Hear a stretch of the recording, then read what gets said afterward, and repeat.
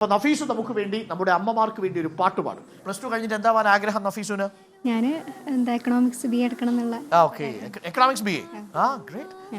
എൻ്റെ പേര് സുമയ്യ. സുമയ്യ. അപ്പോൾ സുമയ്യ അമ്മ ഹായ്, ആശംസകൾ. അപ്പോൾ സുമയ്യ അമ്മയ്ക്കും ഇവിടെയുള്ള അമ്മമാർക്കും ഒക്കെ വേണ്ടിയിട്ടൊരു പാട്ട് നഫീസ്.